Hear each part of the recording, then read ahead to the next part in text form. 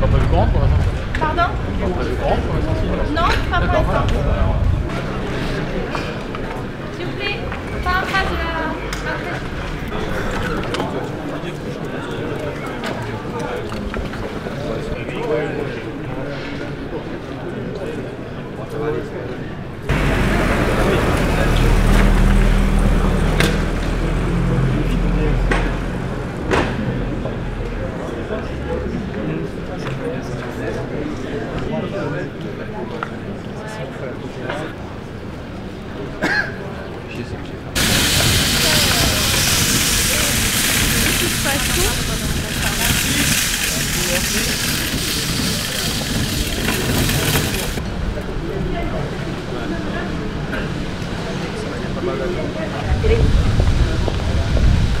Messieurs, dames, si vous pouvez reculer, laisser un espace.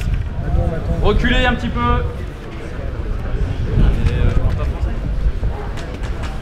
Non, c'est là-bas. On a pas 5 minutes. Ça va directement.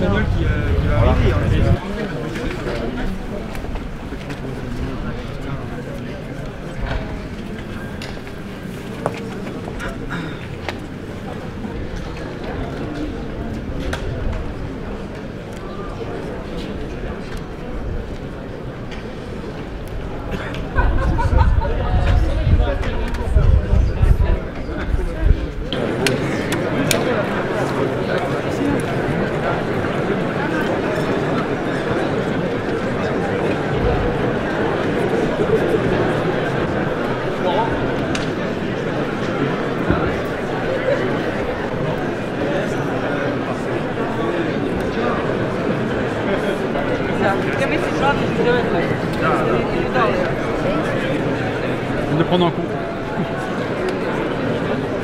Non, c'est vrai.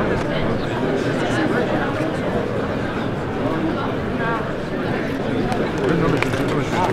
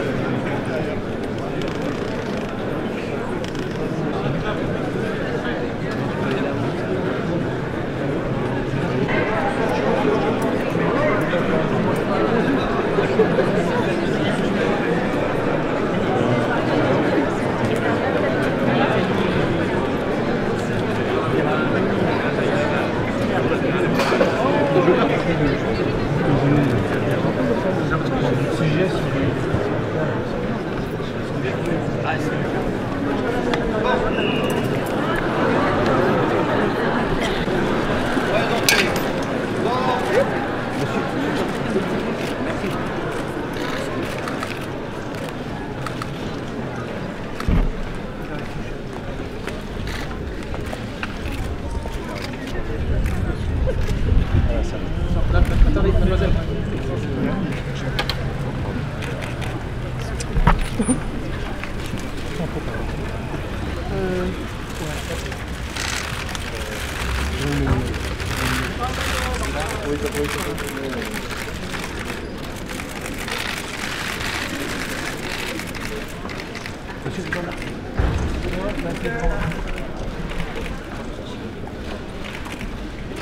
S'il vous plaît, par ici. Par ici, s'il vous plaît, à gauche. Voilà, merci.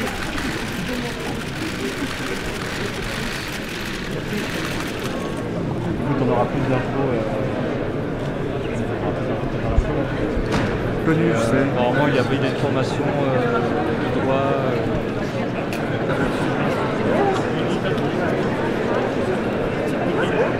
Quelque chose, ça. Nous avons tous également sur Brut, nous suivons en direct la passation pour voir en matinée, entre Bernard Caton et Bordeaux.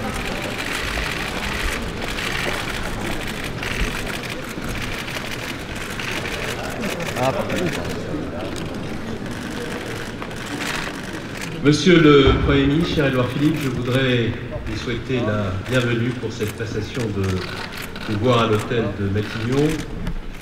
vous dire le très grand plaisir que j'ai à vous accueillir pour des raisons qui tiennent d'abord, je ne veux pas vous compromettre, à nos relations personnelles, d'amitié qui résultent de nos attaches normandes, pour des raisons qui tiennent aussi au fait que nous sommes dans un contexte qui appelle ceux qui ont au cœur la passion de l'État et l'amour de notre pays à souhaiter pour ceux qui exerceront les plus hautes responsabilités de l'État la réussite dont notre pays a besoin.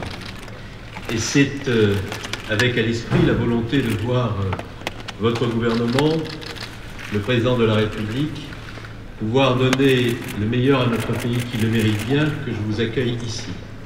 J'accueille aussi un Normand.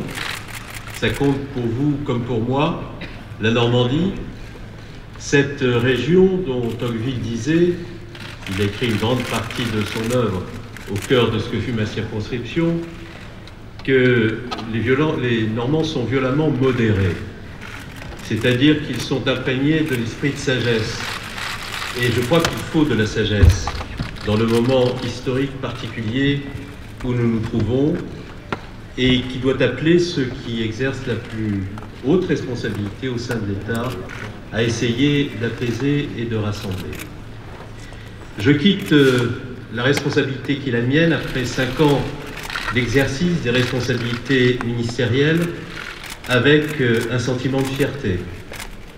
Fierté d'avoir pu servir mon pays après que le président de la République François Hollande et ses premiers ministres Jean-Marc Ayrault et Manuel Valls m'ont confié des responsabilités en me faisant l'honneur de leur confiance qui ne m'a jamais manqué, qui m'a permis d'essayer de faire au mieux. Mais vous le savez, Monsieur le Premier ministre, ce n'est pas parce qu'on essaie de faire au mieux qu'on est toujours sûr de bien faire. Ces responsabilités, je les ai exercées au Quai d'Orsay, au ministère du Budget, au ministère de l'Intérieur, puis ici, à l'hôtel de Matignon.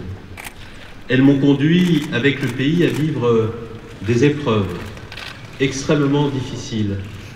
Je pense notamment à ce qu'a été la menace terroriste, à ce qu'ont été les attentats qui ont plongé notre pays dans un immense chagrin. Pendant ces épreuves, j'ai vu les Français désireux de voir la République demeurer debout. Je les ai vus avec au cœur les valeurs de la République, plus fortes que tous les ferments de division, d'opposition, que certains s'employaient à faire naître dans notre pays. J'ai vu aussi, Monsieur le Premier ministre, dans l'exercice de ses responsabilités place Beauvau, des policiers, des gendarmes, des militaires, des responsables et des agents de la sécurité civile donner le meilleur d'eux-mêmes, s'exposer jusqu'au sacrifice de leur vie et incarner magnifiquement par l'uniforme qu'ils portaient la République et l'État de droit. Je veux leur dire, au moment où je quitte mes fonctions, l'immense gratitude qui est la mienne, et leur dire aussi qu'en raison de ce que j'ai vu de leur courage, je les emporte avec moi pour toujours dans mon cœur. Enfin, Monsieur le Premier ministre, je veux insister sur le fait qu'au cours des 5 dernières années, sous l'autorité du Président de la République, de mes prédécesseurs, nous avons, sur les questions économiques, sur les services publics, sur la politique internationale, pris les décisions qui nous paraissaient justes et bonnes pour notre pays. Et que les résultats commencent à se faire jour, dont je suis convaincu que l'histoire reconnaîtra avec le temps qui passe que ces premiers succès sont imputables à l'action du président Hollande. Enfin, Monsieur le Premier ministre, je ne veux pas être trop long, c'est à vous qu'appartient maintenant le soin de diriger notre pays. Je veux vous dire devant tous les personnels de l'hôtel Matignon, et à travers eux je m'adresse à tous les fonctionnaires de la République, à ceux qui m'ont servi dans mes responsabilités, à quel point je suis fier d'eux, à quel point ils ont incarné magnifiquement l'esprit de service public, le sens de la République, les valeurs qui ne devraient jamais cesser de nous unir les uns aux autres. Et vous rentrez dans une maison, vous allez exercer la responsabilité d'un pays où les fonctionnaires sont valeureux, courageux et engagé. Enfin, et je terminerai par là, je quitte la responsabilité qui est la mienne en homme de gauche, avec mes convictions, avec les valeurs qui ont été forgées tout au long d'une éducation et d'une expérience politique, faite de la fréquentation d'écrits d'un certain nombre de grandes consciences de la gauche. Je pense à Léon Blum, à Jean Jaurès, à Pierre Mendès France, dans la fréquentation aussi à la fin de sa vie de François Mitterrand, plus tard de Laurent Fabius, de François Hollande, qui m'ont souvent montré le chemin. Et ces convictions, je les emporte avec moi parce que j'ai la certitude que la modernisation du pays, que j'appelle de mes voeux comme vous, n'est possible que dès lors qu'il y a, dans l'engagement de chacun qui contribue à la vie publique, une authenticité, un attachement aux leçons de l'histoire. On ne vient pas de nulle part. Et si l'on veut montrer fermement la direction, il faut précisément savoir quels sont ces héritages dont on est comptable et auxquels on doit se référer toujours si l'on veut rester fidèle à soi-même. Et pour moi, et je conclurai par là, dans ma vie politique, la loyauté, la fidélité, le respect de ceux qui ont ancré des courants de pensée dans l'histoire ont constitué une boussole, au même titre que le sens de l'État, car dans l'exercice des responsabilités qui auront été les miennes, et notamment dans les épreuves terribles que nous avons traversées, la passion de l'État et le sens de l'État auront été ma force et ma seule boussole. Monsieur le Premier ministre, je vous souhaite, par amitié, par amour de notre pays, par amour de la République, le meilleur dans l'exercice de vos fonctions.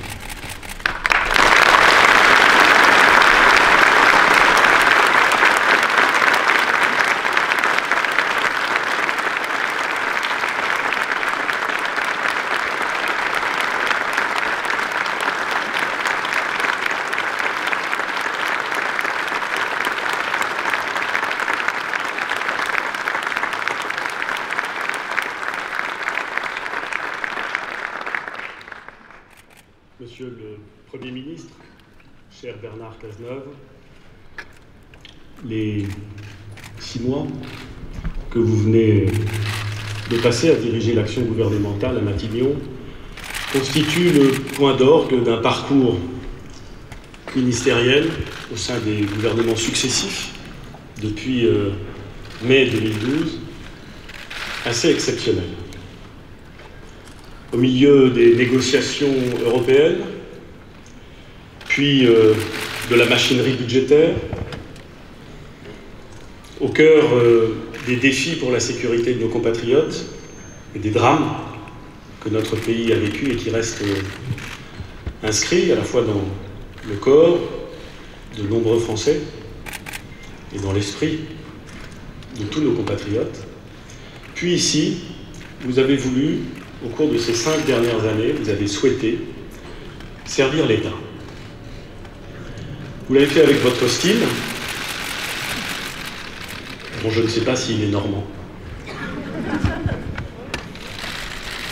et dont je sais qu'il est empreint d'une élégance constante,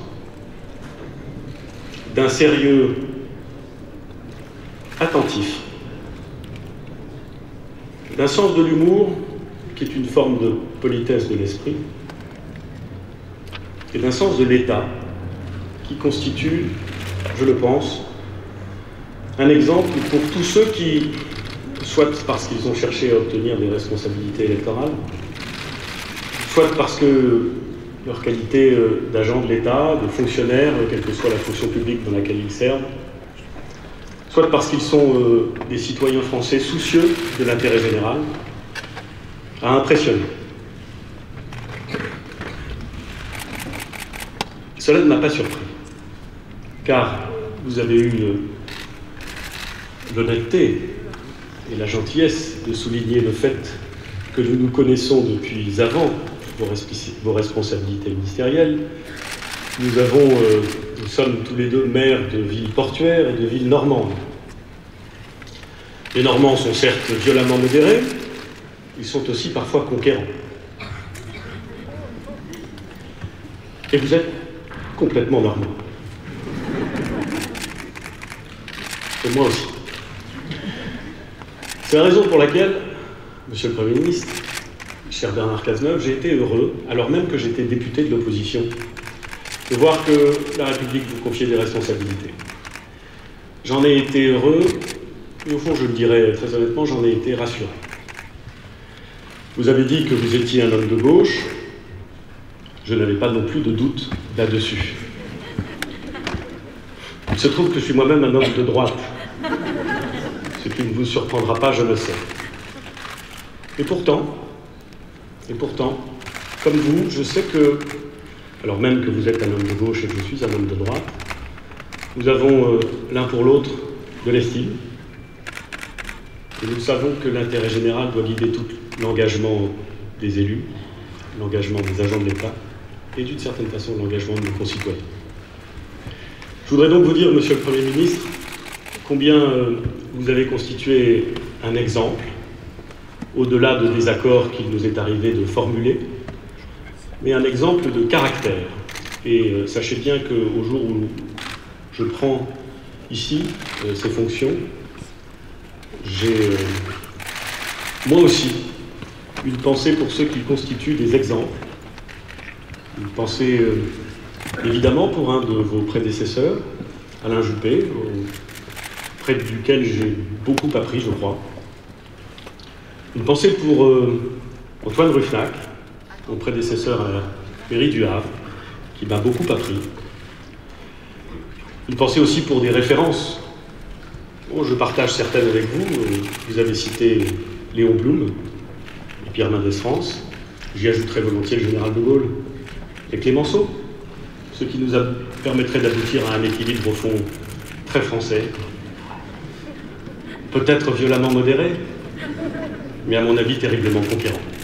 Cher Bernard Cazeneuve, merci au nom, et je crois pouvoir me faire le porte-parole de tous ceux qui sont présents ici. Merci, et comme on dit chez moi, au Havre, bon vent.